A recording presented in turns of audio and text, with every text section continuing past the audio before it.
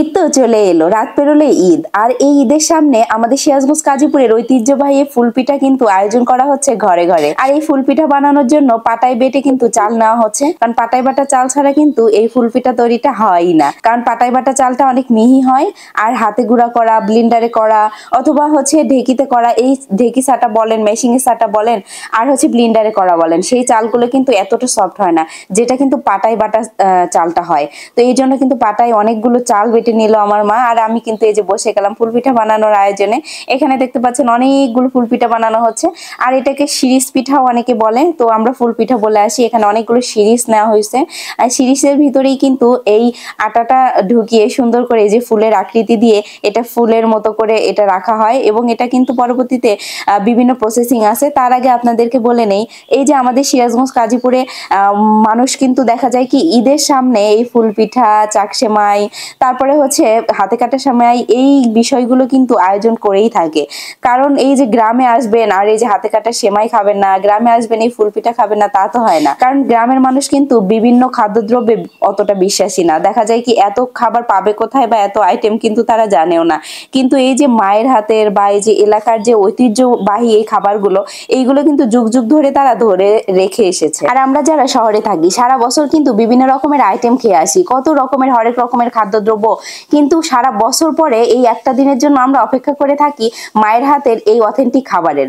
এই যে মায়ের হাতের এই ফুলপিঠা, মায়ের হাতের চাকসেমাই, মায়ের হাতের হচ্ছে হাতে কাটা সেমাই, মানে এই বিষয়গুলো না আমরা সবসময় আশা করে থাকি। আর আমাদের যত ধরনের খাবারই খাই না কেন, এই খাবারের সাথে যেন সারা বছর মুখেই থাকে। গ্রাম বাংলার ঐতিহ্যবাহী খাবারগুলোর সাথে যেন ওতপ্রোতভাবে জড়িত, কি বলেন তো? এই যে দেখতে পাচ্ছেন কলার পাতা, এই কলার পাতা কিন্তু ব্যবহার হবেই হবে। মানে কলার পাতার ব্যবহার ছাড়া যেন আমাদের গ্রাম বাংলার ঐতিহ্যবাহী খাবারগুলো হয়ই না। তেমনি কিন্তু এই যে এখানে দেখতে পাচ্ছেন এই পিঠাগুলো কিন্তু ভাপ দেওয়া হচ্ছে। ভাপা পিঠা যেরকম ভাপ দেওয়া হয়, ঠিক সেরকম ভাবেই কিন্তু এই পিঠাগুলো ভাপিয়ে নেওয়া হচ্ছে। আর কলার পাতায় যেহেতু এই পিঠাগুলো থাকে, ভাপ দেওয়ার সাথে সাথে কিন্তু এই পিঠাগুলো সিদ্ধ হয়ে যায়, এবং এটা নামিয়ে কিন্তু সুন্দর করে রোদে দেওয়া হবে।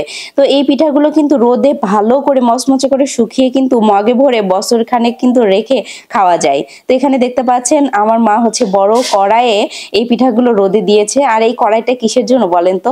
এত বড় কড়াই কি করে আপনারা অনেকেই চিনবেন, অনেকেই চিনবেন না। যারা চিনবেন না তাদের জন্য বলি, এই যে কড়াইটা আছে না, এই কড়াই কিন্তু 1 থেকে 1.5 মণ ধান কিন্তু একসাথে সিদ্ধ বসিয়ে দেওয়া হয়।